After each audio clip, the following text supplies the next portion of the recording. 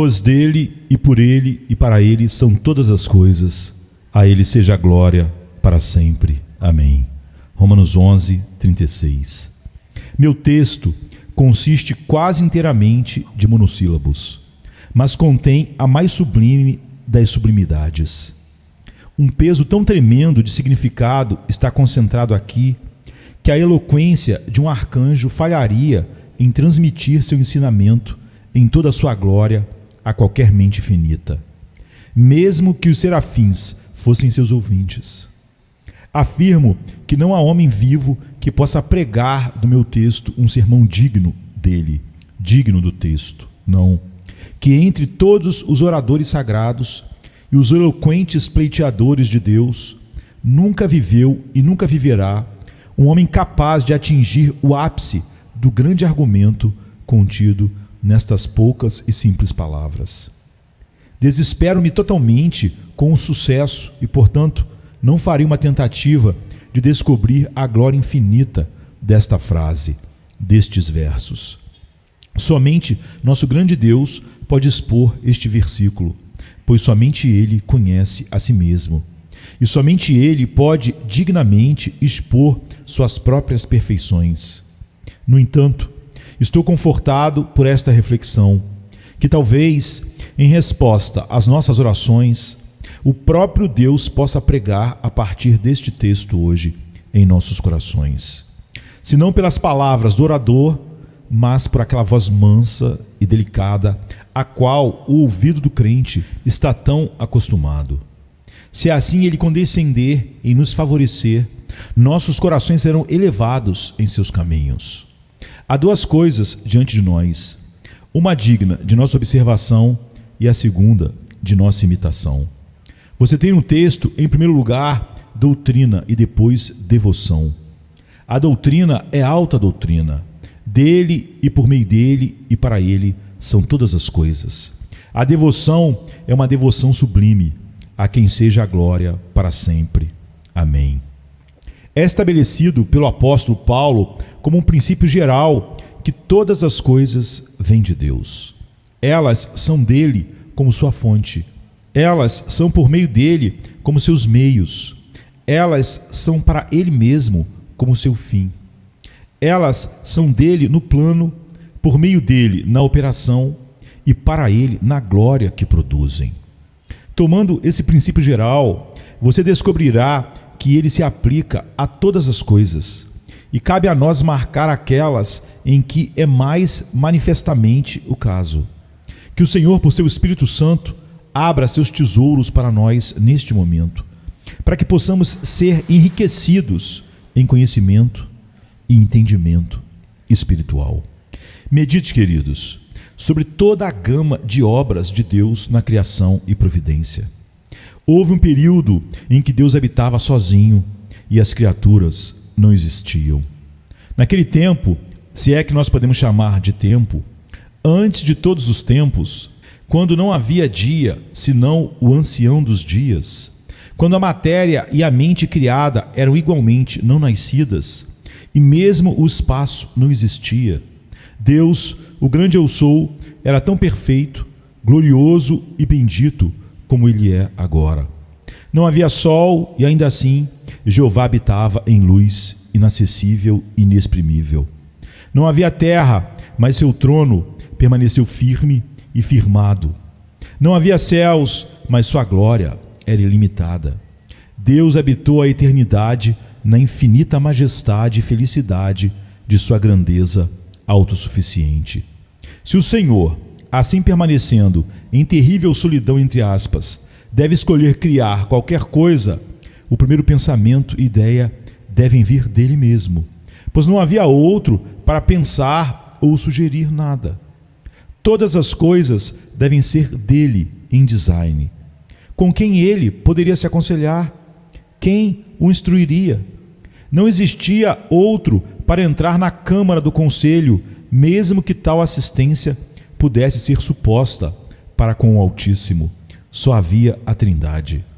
No início de seu caminho, antes de suas obras antigas, a sabedoria eterna trouxe de sua própria mente o plano perfeito do início ao fim, de futuras criações, e cada linha e marca deve claramente ter sido do Senhor e do Senhor somente. Ele ordenou o caminho de cada planeta e a morada de cada estrela fixa. Ele derramou doces influências das Pleiades e cingiu Órion com suas mãos. Ele designou os limites do mar e estabeleceu o curso dos ventos. Quanto à terra, somente o Senhor planejou seus fundamentos e estendeu sua linha sobre ela. Ele formou em sua própria mente o molde de todas as suas criaturas e encontrou para elas uma habitação e um serviço, um desígnio. Ele designou o grau de força com que dotaria cada criatura.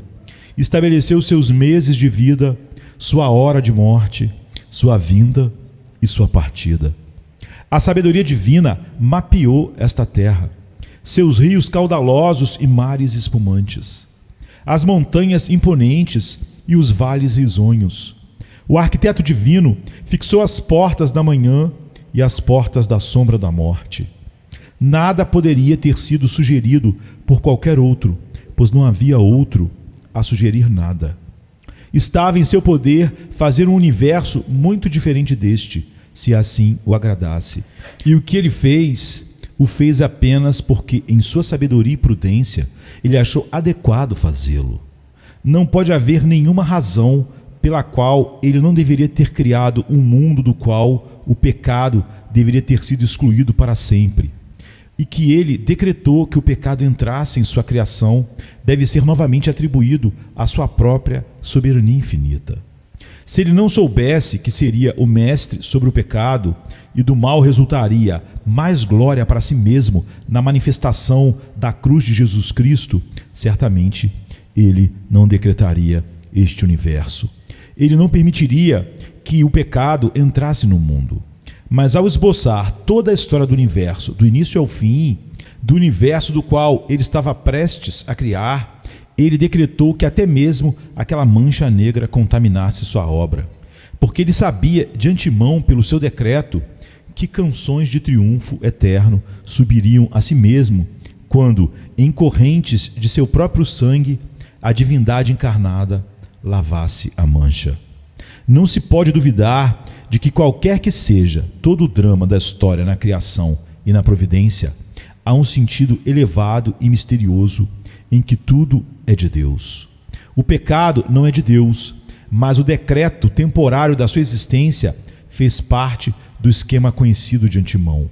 E para nossa fé, a intervenção do mal moral e a pureza do caráter divino, nenhuma delas diminui a força de nossa crença de que o pecado, todo o escopo da história, é de Deus, no sentido mais amplo, e irá trazer a glória mais profunda para toda a eternidade ser cantada por aqueles que contemplam para sempre a sua glória na face de Cristo.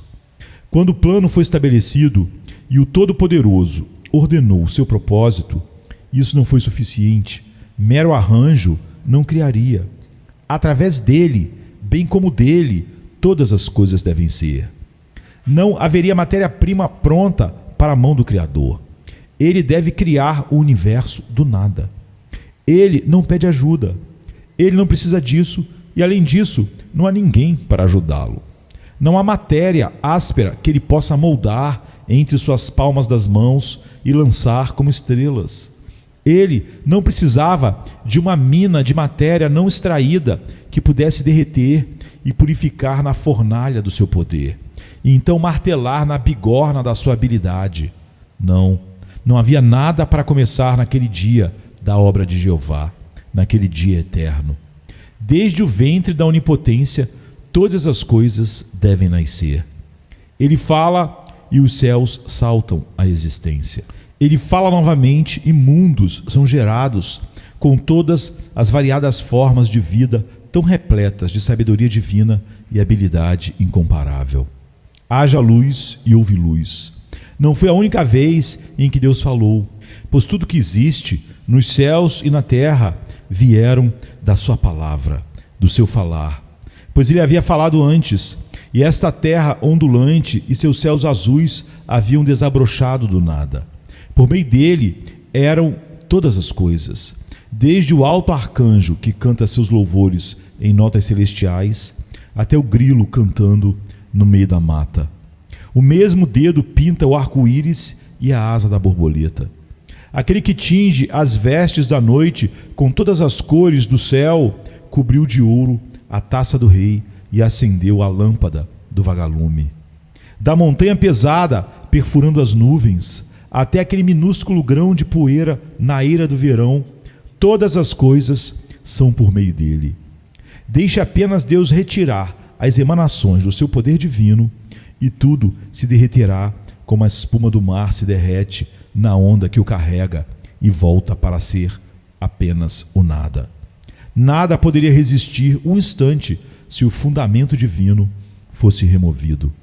Se ele sacudir os pilares do mundo, todo o templo da criação cairá em ruínas, e seu próprio pó será levado embora para o nada. Um deserto triste, um vazio silencioso, um deserto sem voz é tudo o que resta se Deus retirar seu poder. Ele não só criou, ele sustenta todas as coisas pela palavra do seu poder.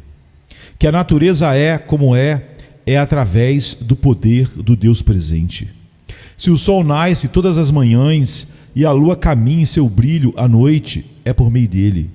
Fora com aqueles homens que pensam que Deus deu corda ao mundo como se fosse um relógio e foi embora, deixando-o trabalhar por si mesmo à parte de sua mão presente. Tudo existe nele e por ele e para ele.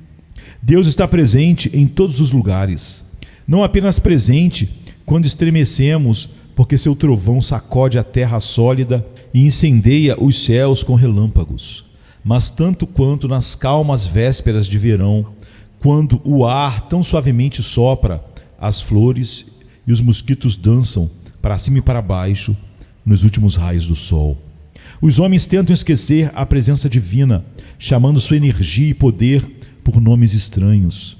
Eles falam do poder da gravitação, mas o que é o poder da gravitação? Sabemos o que faz, mas o que é?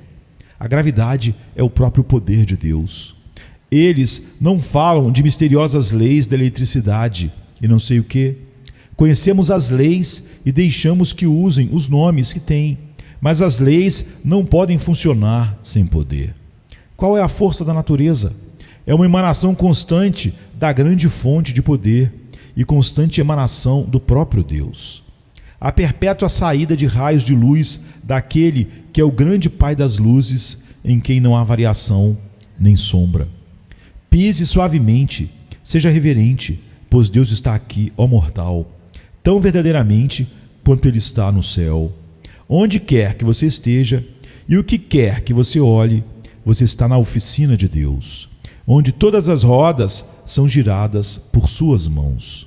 Nem tudo é Deus, mas Deus está em tudo, e nada funciona, ou menos existe, exceto por seu poder e força presentes. Dele e por meio dele são todas as coisas. Amados, a grande glória de todas é que na obra da criação tudo é para Ele. Tudo louvará o Senhor. Ele assim o projetou. Deus deve ter um motivo mais elevado, e não pode haver motivo mais elevado concebível do que sua própria glória. Quando não havia criatura senão Ele mesmo, e nenhum ser senão Ele mesmo, Deus não poderia ter tomado como motivo uma criatura que não existia para criar as coisas. Seu motivo deve ser Ele mesmo. Sua própria glória é seu objetivo mais elevado.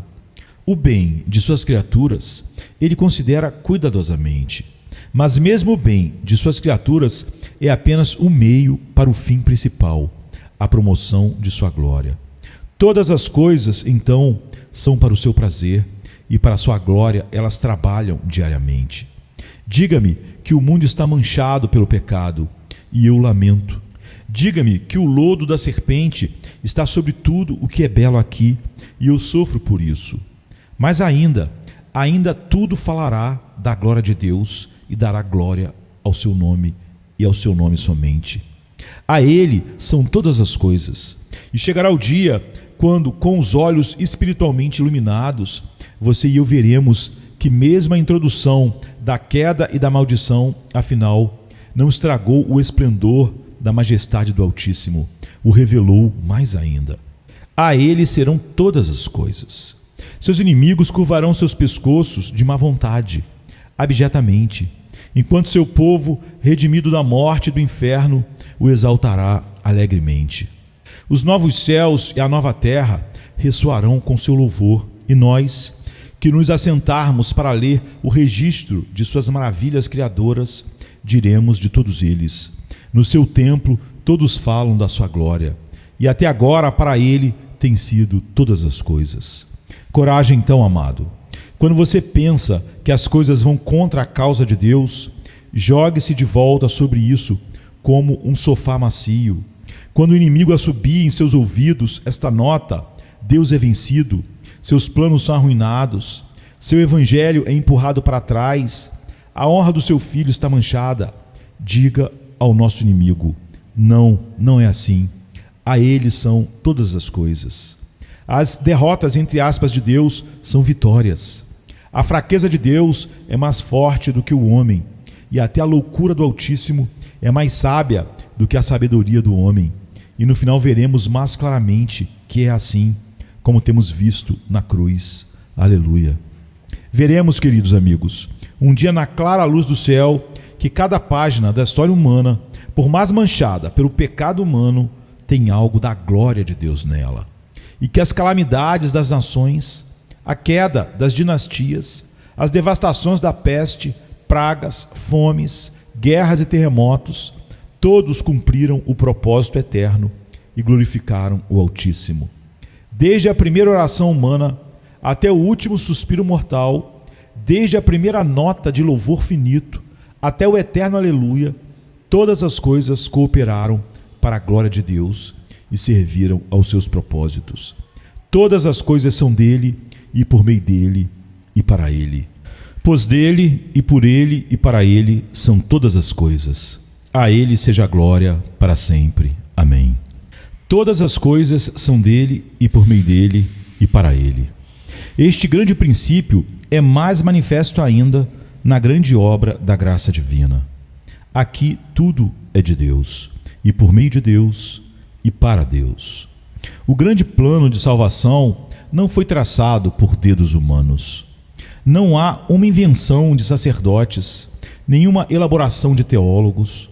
A graça primeiro moveu o coração de Deus e se uniu à soberania divina para ordenar, antes da criação do mundo, um plano de salvação. Este plano era fruto da sabedoria nada menos que divina. Ninguém, a não ser Deus, poderia ter imaginado um caminho de salvação como o que o Evangelho apresenta. Um caminho tão justo para Deus e tão seguro para o homem. O pensamento da substituição divina e do sacrifício de Deus em favor do homem nunca poderia ter se sugerido à mais educada de todas as criaturas de Deus. O próprio Deus sugere isso, e o plano é dele. E como o grande plano é dele, assim o preenchimento dos detalhes é dele. Deus ordenou o tempo em que a primeira promessa deveria ser promulgada. Quem deveria receber essa promessa e quem deveria entregá-la? Ele ordenou a hora em que o grande cumpridor das promessas viria, quando Jesus Cristo apareceria na plenitude dos tempos. De quem ele deveria nascer? Por quem ele deveria ser traído? Que morte ele deveria morrer? Quando ele deveria ressuscitar? E de que maneira ele deveria subir? E se eu disser mais, ele ordenou àqueles que deveriam aceitar o mediador, a quem o evangelho deveria ser pregado, e que deveriam ser os indivíduos favorecidos em quem o chamado eficaz deveria tornar a pregação poderosa para a salvação. Por isso ele orou na noite em que foi traído: não rogo pelo mundo, não oro pelo mundo, mas por aqueles que tu me deste. Eram teus e tu me deste. Ele estabeleceu em sua própria mente o nome de cada um dos seus escolhidos e o tempo em que cada vaso eleito deveria ser colocado na roda para ser moldado de acordo com sua vontade. Que dores de convicção deveriam ser sentidas quando chegasse o tempo da fé, quanta luz e prazer sagrados deveriam ser concedidos. Tudo isso foi proposto desde a antiguidade, desde a eternidade. Ele estabeleceu por quanto tempo o vaso escolhido deveria ser vitrificado no fogo e quando deveria ser levado, aperfeiçoado por obra celestial para adornar o palácio do Deus Altíssimo, da graça soberana. Da sabedoria do Senhor, cada ponto da nobre tapeçaria da salvação certamente vem. Nem devemos parar aqui. Através dele, todas as coisas vêm. Por meio do seu Espírito, a promessa finalmente veio, pois ele moveu os videntes, os profetas e santos homens da antiguidade. Por ele, o Filho de Deus nasceu da Virgem Maria pelo poder do Espírito Santo. Por meio dele, sustentado por esse Espírito, o Filho de Deus conduz seus 30 anos de perfeição, que um dia serão atribuídos a todos os eleitos. Na grande redenção, somente Deus é exaltado. Somente Deus é exaltado. Jesus sua sangue no Getsêmani e sangra no Calvário. Ninguém ficou com o nosso Salvador ali. Ele pisou sozinho aquele lagar. Seu próprio braço operou a salvação. E seu próprio braço o sustentou. A obra de redenção era somente por meio de Deus. Nenhuma alma jamais foi redimida pelo sofrimento humano. Nenhum espírito foi emancipado pela penitência mortal. Mas tudo é por meio dele, e como por meio dele a expiação, também por meio dele a aplicação da expiação. Pelo poder do Espírito, o Evangelho é pregado diariamente. Sustentado pelo Espírito Santo, pastores, mestres e presbíteros ainda permanecem com a igreja. Ainda a energia do Espírito Santo continua com a palavra aos corações dos escolhidos, agindo eficazmente. Ainda é Cristo crucificado, o poder de Deus e a sabedoria de Deus, porque Deus está na palavra e por meio dele os homens são chamados, convertidos e salvos. Ó meus irmãos, sem dúvida devemos confessar que este grande plano de salvação é tudo para ele, por ele, para a glória dele. Não temos uma nota de louvor para poupar, para dar a outro. Silenciado para sempre com confusão eterna, é o homem que retém uma única palavra solitária de louvor para o homem, ou anjo, na obra da graça. Seus tolos, quem pode ser louvado senão Deus? Pois quem senão Deus determinou dar seu Filho Jesus? Seus patifes, você vai roubar a glória de Cristo? Você roubará as joias da sua coroa quando ele as comprou tão caro com gotas do seu precioso sangue? Cada um daqueles que ele salva.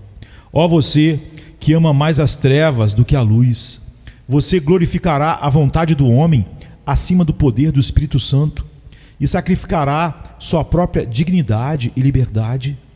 Não foi a soberania de Deus que te salvou, mas o teu livre-arbítrio?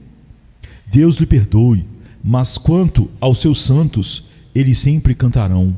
A Deus, somente a Deus, seja toda a glória, do primeiro ao último, que aquele que é o alfa e o ômega tenha todo louvor, que seu nome seja exaltado, eternidade sem fim. Quando o grande plano da graça estiver todo desenvolvido, e você e eu estivermos nos cumes da glória, que cena maravilhosa se abrirá diante de nós. Veremos mais claramente então do que agora, como todas as coisas surgiram da fonte do amor de Deus, como todos eles fluíram pelo canal da mediação do Salvador, e como todos eles trabalharam juntos para a glória do mesmo Deus de quem eles vieram. O grande plano da graça, então, confirma esse princípio. A palavra vale, queridos amigos, no caso de cada crente individual. Que este seja um assunto para investigação pessoal. Por que sou salvo? Por causa de alguma bondade em mim? Ou alguma superioridade em mim em relação aos que estão perdidos? Alguma coisa boa em minha própria constituição? De quem vem a minha salvação? Meu espírito não pode hesitar um único momento. Como poderia um novo coração sair do antigo coração? Quem poderia tirar uma coisa limpa do que é imundo? Ninguém. Como o espírito pode sair da carne? O que é nascido da carne é carne. Se é espírito, deve nascer do Espírito de Deus. Minha alma, você deve estar bem clara sobre isso, que se há em você alguma fé, esperança ou vida espiritual, veio de Deus e de Deus somente. Pode algum cristão aqui que possua piedade vital diferir desta afirmação e dizer que a sua vida e tudo que foi operado nela veio de você e não de Deus e de Deus somente? Estou convencido de que ele não pode. E se algum homem deve assumir alguma honra à sua própria constituição natural, devo, com toda a caridade, duvidar que ele saiba alguma coisa sobre o assunto da salvação, do Evangelho e da graça de Deus. Mas minha alma, como sua salvação deve ter vindo de Deus, como ele deve ter pensado nisso e planejado para você e então concedido a você, ela também não veio a você através de Deus? Ela veio através da fé, mas onde essa fé nasceu? Não foi da operação do Espírito Santo? E em que você acreditou? Você acreditou em sua própria força, ou em sua própria boa resolução, ou em alguma bondade que havia em você? Não, mas em Jesus, seu Senhor. Não foi o primeiro raio de luz que você recebeu dessa maneira? Você não desviou completamente o olhar de si mesmo para o Salvador? Sim, porque é isso que o Espírito Santo faz e continua fazendo. Não leva nenhum olhar para nós mesmos, mas para Cristo e Cristo somente. E a luz que você tem agora não vem sempre a você da mesma maneira, jamais fluindo da criatura, carne e mérito humano, mas repousando com confiança infantil na obra concluída e na justiça do Senhor Jesus Cristo. E todas as bênçãos espirituais, crer, se deleitar, vem apenas daquele tesouro das riquezas infinitas, das bênçãos sem fim que Cristo comprou com seu sangue. Nele nós não temos toda a sorte de bênçãos espirituais. Você atribuiria alguma bênção espiritual a você mesmo? Não é, querido. A sua salvação, se você é de fato salvo, inteiramente através do seu Deus, bem como de seu Deus. Quem é que lhe permite orar todos os dias? Quem te protege da tentação? Por qual graça você é conduzido no dever espiritual? Quem te sustenta quando teu pé tropeça? Você não está consciente de que existe um poder diferente do seu? Da minha parte, irmãos, não sou levado ao céu contra a minha vontade, eu sei, mas porque minha vontade foi transformada soberanamente pelo poder infinito de Deus ao me dar um novo coração. Não sou então levado contra a minha vontade, mas ainda assim, tão desesperada é minha natureza e tão propensa ao mal que me sinto flutuando contra a corrente da minha natureza antiga. Parece que tudo o que poderíamos fazer era chutar e nos rebelar contra a graça soberana, enquanto a graça soberana diz: eu te salvarei, eu terei você, faça o que fizer, como o apóstolo Paulo no caminho de Damasco, respirando ódio contra Cristo, mas a graça chegou e disse: chega, eu vencerei sua corrupção furiosa, vou vivificá-lo de sua letargia e levá-lo para o céu em uma carruagem de fogo de aflições. Você não vai mais recalcitrar contra os aguilhões. Não é esta a tua experiência? Você não descobriu que se uma vez que a mão forte de Deus fosse tirada da sua alma, em vez de ir para o céu, você voltaria para o inferno? É por meio de Deus que você é salvo. E o que você diz, crente, até o último ponto, do início ao fim? Você dá um só e deu glória a Deus? Ou coloca algo na tua salvação como vindo de você? Se você coloca um átomo sequer da tua salvação vindo de você, não pode cantar com o apóstolo Paulo aqui. Amados, nunca houve um homem trazido a Deus a não ser por meio do próprio Deus, e nunca haverá. Nossa nação nunca será despertada novamente no calor celestial da verdadeira piedade, exceto pela presença do Espírito Santo agindo soberanamente novamente. Quisera Deus que tivéssemos mais do senso permanente da obra do Espírito Santo em cada parte da salvação, que olhássemos mais para Ele, que descansássemos menos em máquinas e homens, e mais naquele agente divino todo-poderoso, mas invisível, que opera todas as coisas boas no coração dos homens. Amados, é por meio de Deus que tudo de bom vem, e tenho certeza que é para Ele. Não podemos tomar a honra de um único convertido, nem o convertido tem honra nenhuma, porque dele, por ele, para ele são todas as coisas, glória, pois, sejam dadas a ele eternamente. Amém. Nós olhamos com gratidão para esta igreja em crescimento, mas podemos dar a glória somente a Deus, somente a Ele. Dê glória à criatura e tudo acaba com ela. Honrem-se como igreja e Deus logo os desonrará. Coloquemos cada mole sobre seu altar. Tragamos cada cordeiro do aprisco aos pés do bom pastor, sentindo que é dele. Quando saímos para pescar almas, pensemos que só enchemos a rede porque ele nos ensinou a lançá-la do lado direito da igreja. E quando as pegamos, são dele, não nossas. Oh, que pobres coisinhas somos! E, no entanto, pensamos que fazemos tanto. A caneta pode dizer: eu escrevi Paraíso Perdido de Milton. Ah, pobre caneta! Você não poderia ter feito um ponto em um I ou uma cruz em um T se a mão de Milton não o tivesse movido. O pregador nada poderia fazer se Deus não o tivesse movido e tivesse agido em quem ouve. O machado pode gritar: eu derrubei a floresta, eu fiz o cedro curvar sua cabeça e coloquei o carvalho robusto no pó. Não, você não fez, pois se não fosse pelo braço que o empunhava, mesmo um espinheiro teria sido demais para você cortar.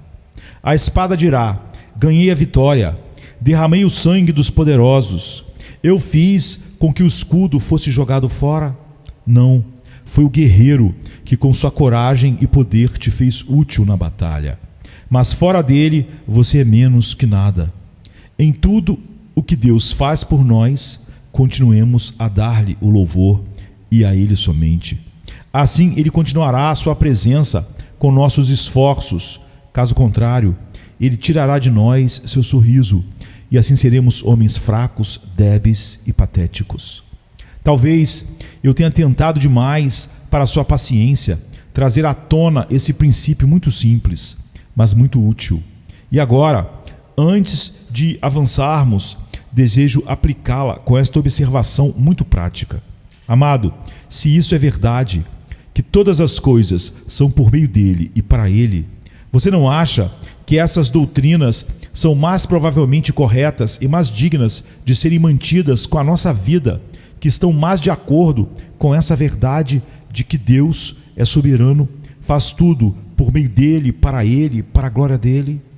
Agora, existem certas doutrinas que comumente são chamadas de doutrinas da graça, que eu acho que se recomendam às mentes de todas as pessoas pensantes. Por esta razão, principalmente, que elas atribuem tudo a Deus, toda a glória a Deus. Aqui está a doutrina da eleição, por exemplo. Por que um homem é salvo? É o resultado da vontade dele ou da vontade de Deus? Ele escolheu Deus ou Deus o escolheu? A resposta: o homem escolheu Deus é manifestamente falsa, porque glorifica o homem. A resposta de Deus para isso é: você não me escolheu, mas eu escolhi você e designei que você vá e dê muito fruto. Deus predestinou seu povo para a salvação desde antes da fundação do mundo, atribuindo a vontade, que é a charneira de todo o assunto, e virando a balança, atribuindo isso a Deus, sentimos que estamos falando de acordo com a doutrina do nosso texto. Então tome o chamado eficaz. Por qual poder um homem é chamado? Há quem diga que é pela energia da sua própria vontade, ou pelo menos que enquanto Deus lhe dá graça, depende dele fazer uso dela. Alguns não fazem uso da graça e perecem. Outros fazem uso da graça e são salvos. Salvos por seus próprios consentimentos, para permitir que a graça seja eficaz. Vocês acham que o apóstolo Paulo, no caminho de Damasco, fez isso? Nós, por outro lado, dizemos o que a Bíblia diz. Dizemos que não, um homem não é salvo contra a sua vontade, mas é feito disposto pela operação soberana do Espírito Santo. Uma graça poderosa a qual ele não deseja resistir entra no homem, desarma-o, faz dele uma nova criatura e ele é salvo. Assim Paulo foi salvo no caminho de Damasco. Assim todos nós fomos salvos, porque nascemos filhos da ira e nossas mentes eram inimizade contra Deus. E a condenação era essa, Cristo disse, que a luz veio ao mundo e nós amamos as trevas. Cremos que a vocação que salva a alma é uma vocação que nada deve ao homem, mas que vem de Deus, sendo a criatura então passiva, enquanto Deus, como oleiro, molda o homem como um pedaço de barro. Claramente, o chamado, pensamos, deve ser por meio de Deus, pois assim coincide, por exemplo, com este princípio, porque dele e por meio dele e para ele são todas as coisas. Em seguida, a questão da redenção particular. Alguns insistem que os homens são redimidos não porque Cristo morreu, mas porque estão dispostos a eles darem eficácia ao sangue de Cristo. Ele morreu por todos de acordo com sua teoria, por todos os que estão no inferno. Por que então nem todos os homens são salvos? Porque todos os homens não vão crer. Isso quer dizer que crer é necessário para tornar o sangue de Cristo eficaz para a redenção? Agora, consideremos isso uma grande mentira. Acreditamos exatamente no contrário, a saber, que o sangue de Cristo tem em si o poder de redimir, e que redime, e que a fé não dá eficácia ao sangue, mas é apenas a prova de que o sangue redimiu o homem. Nele estão todas as bênçãos espirituais. Por isso, sustentamos que Cristo não redimiu todo homem, mas apenas redimiu aqueles homens que finalmente alcançarão a vida eterna. Ele disse: todo aquele que o Pai me deu, esse virá a mim, e de maneira nenhuma o lançarei fora. E ele disse mais: ninguém pode vir a mim se o Pai que me enviou não o trouxer. Não cremos que ele redimiu os condenados. Não cremos que ele derramou seu sangue vital por almas que já estavam no inferno. Nunca podemos imaginar que Cristo sofreu no lugar de todos os homens e que então, depois, estes mesmos homens têm que sofrer de novo por si mesmos por algo que já tinha sido pago. Que de fato, nós cremos, Cristo paga as dívidas. Então Deus fará as pessoas pagarem de novo a dívida? Não. Pensamos que a doutrina de que os homens, por suas vontades, dão eficácia ao sangue de Cristo é totalmente depreciativa ao Senhor Jesus. E sustentamos que ele deu a vida por suas ovelhas, e que ele deu a vida por suas ovelhas envolveram e garantiram a salvação de cada uma delas. Todo aquele que o Pai me der virá a mim, e de maneira nenhuma o lançarei fora. As minhas ovelhas ouvem a minha voz. Acreditamos nisto porque sustentamos que dele e por meio dele e para ele são todas as coisas. Então, novamente, tome a depravação total da raça e sua corrupção original. Uma doutrina muito abominada por aqueles que exaltam a pobre natureza humana, mas é, no entanto, verdadeira. Sustentamos que o homem deve estar inteiramente perdido e arruinado, porque se há algo de bom nele, então não se pode dizer que de Deus e para Deus são todas as coisas, pois pelo menos algumas coisas deviam ser do homem e fluir da bondade do homem. Se houver algumas relíquias de virtude e alguns restos de poder deixado na raça do homem, então algumas coisas são do homem e algumas coisas serão para o homem. Mas se de Deus são todas as coisas, então no homem não deve haver nada. O homem deve ser considerado arruinado, morto espiritualmente, filho da ira, irremediavelmente arruinado, machucado e mutilado pela queda, não, morto para sempre pela queda. E sua salvação deve ser descrita como sendo do começo ao fim, em cada jota e cada tio daquela graça toda poderosa de Deus, que primeiro o escolheu, finalmente o redimiu, finalmente o chamou, constantemente o preservou e perfeitamente o apresentará diante do trono do Pai. Eu coloco essas doutrinas diante de você, mas especialmente hoje, porque na sexta-feira passada, muitos crentes em Genebra e Londres se reuniram para celebrar mais um centenário da morte daquele poderoso servo de Deus, João Calvino. Eu honro Calvino não como ele mesmo ensinando essas doutrinas, mas como alguém através de quem Deus falou, e alguém que, ao lado do apóstolo Paulo, propôs a verdade de Deus mais claramente do que qualquer outro homem que já respirou. Ele conhecia mais das Escrituras e as explicava com mais clareza do que a maioria. Lutero pode ter tanta coragem, e nós agradecemos a Deus por sua vida, desse grande reformador. Ele ensinou essas mesmas doutrinas, mas não com a mesma profundidade, porque em meio às muitas lutas, ele não pôde se deter tão profundamente. Lutero, como um touro, quando vê uma verdade, fecha os olhos e se lança contra o inimigo, derrubando portões, ferrolhos e trancas, para abrir caminho para a palavra de Deus. Mas Calvino, seguindo o caminho aberto, com os olhos claros, examinando as Escrituras pelo caminho que Lutero havia aberto, sempre reconhecendo que de Deus, e por meio de Deus, e para Deus são todas as coisas, traça todo o plano com uma clareza deliciosa que só poderia ter vindo do Espírito de Deus. Esse homem de Deus expõe as doutrinas de uma maneira tão excelente e admirável que não podemos bendizer demais ao Senhor que o enviou, ou orar demais para que outros como ele sejam honestos e sinceros na obra do Senhor, mesmo que o humanismo da nossa geração se levante contra a soberania de Deus. Mas aqui o apóstolo Paulo coloca de novo a caneta no tinteiro, cai de joelhos e não consegue evitar. Deve ter uma doxologia. A quem seja a glória para sempre. Amém. Amados, imitemos esta devoção. Acho que esta frase deveria ser a oração, o lema para cada um de nós. A Ele somente seja a glória para sempre. Amém. Serei breve, que para Ele haja glória eterna. Este deve ser o desejo mais importante do cristão. Suponho que ele não deveria ter 20 desejos, mas apenas um. Ele pode desejar ver sua família bem criada, mas apenas para isso. A Deus seja a glória para sempre. Ele pode desejar prosperidade em seus negócios, mas apenas na medida em que isso o ajude a promover isso. A Ele seja a glória para sempre. Ele pode desejar obter mais dons e mais graças, mas deve ser apenas para isso. A Ele seja a glória para sempre. Uma coisa eu sei, cristão: você não está agindo como deveria quando é movido por qualquer outro motivo que não seja o único motivo da glória do seu Senhor. Como cristão, você é de Deus e por meio de Deus. Eu oro para que você seja para Deus. Que nada faça seu coração bater a não ser o amor a Ele. Deixe essa ambição incendiar sua alma.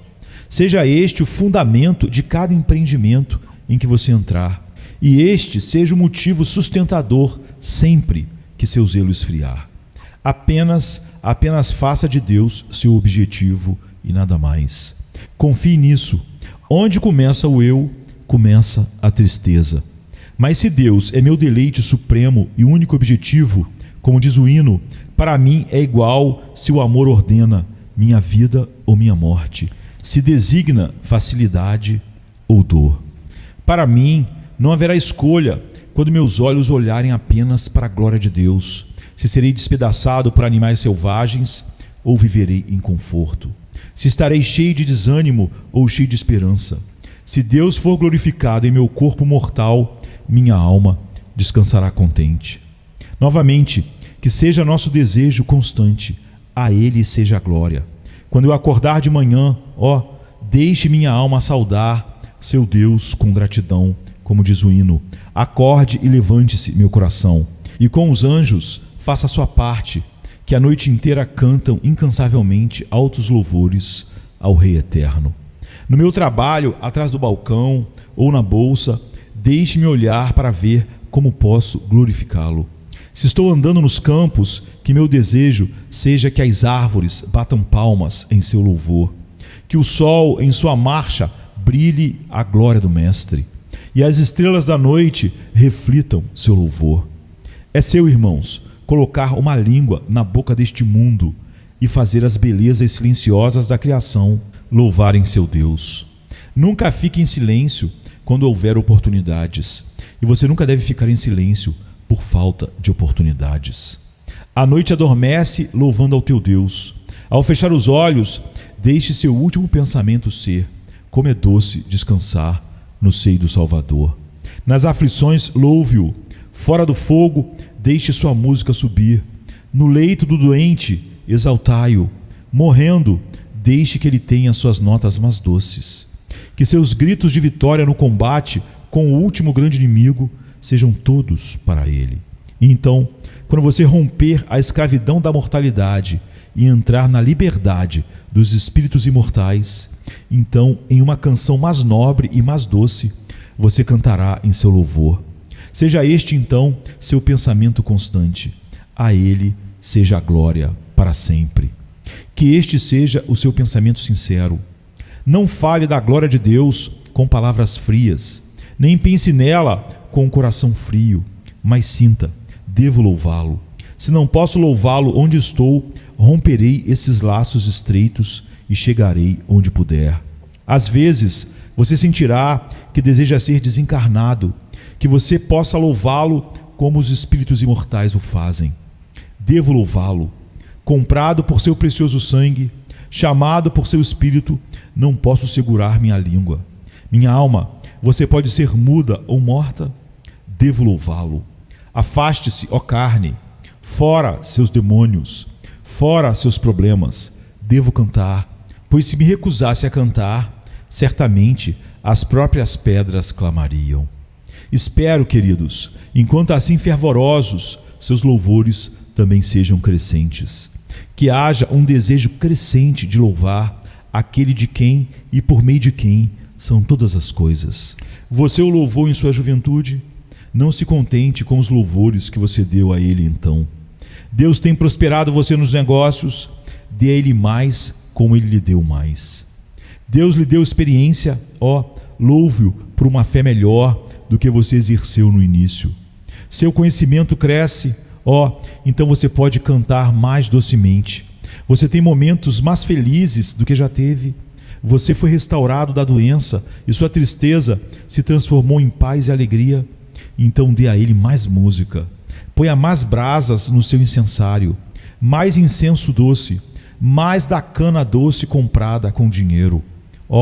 Para servi-lo todos os dias, elevando o meu coração de domingo a domingo até chegar ao domingo sem fim, alcançando de santificação em santificação, de amor em amor, de força em força, até que eu apareça diante do meu Deus. Agora, deixe-me exortá-lo a tornar esse desejo prático. Se você realmente glorifica a Deus, tome cuidado para não usar grandes palavras que desaparecem com o vento, mas com a sólida homenagem da vida cotidiana. Louve-o por sua paciência na dor, por sua perseverança no dever, por sua generosidade em sua causa, por sua ousadia no testemunho, por sua consagração à sua obra. Louvai-o, meus queridos, não apenas esta manhã pelo que vocês fazem por ele em suas ofertas, mas louve-o todos os dias, fazendo algo para Deus de todas as maneiras, de acordo com a maneira pela qual ele se agradou em abençoá-los.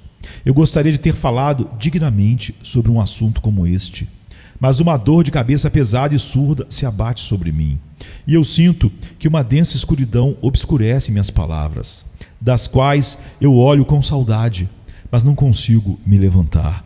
Por isso, eu posso muito sofrer, mas, no entanto, Deus, o Espírito Santo, pode trabalhar melhor através da nossa fraqueza, como está fazendo comigo nesta manhã. E se vocês tentarem pregar o sermão para vocês mesmos, meus irmãos, vocês farão isso muito melhor do que eu. Se você meditar sobre este texto esta tarde, dele, por meio dele e para ele são todas as coisas, tenho certeza que você será levado a cair de joelhos com o apóstolo e dizer: a ele seja a glória para sempre. Então se levantará e praticamente em sua vida dará a ele honra, colocando o amém a essa doxologia por seu próprio serviço individual ao seu grande e gracioso Senhor. Que Ele dê uma bênção agora a cada um de nós e aceite sua oferta de agradecimento por meio de Jesus Cristo. Amém. Porque dele e por ele e para ele são todas as coisas, a ele seja a glória para sempre. Amém. Romanos 11, 36. Venha se cansado estás, e eu descanso darei.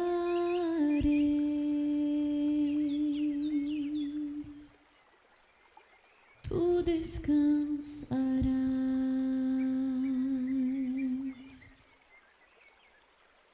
Venha a mim se não tens paz, e eu darei paz sem fim. Terás paz sem fim. O meu jugo é leve, o meu fardo graça dá. Tome tua cruz, te darei a paz.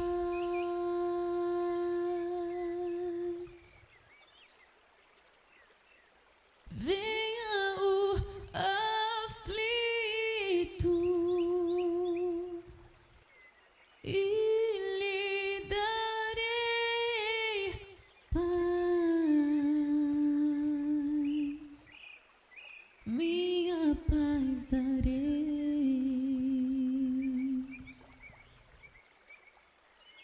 Venha a mim na dor sem fim, e eu darei paz,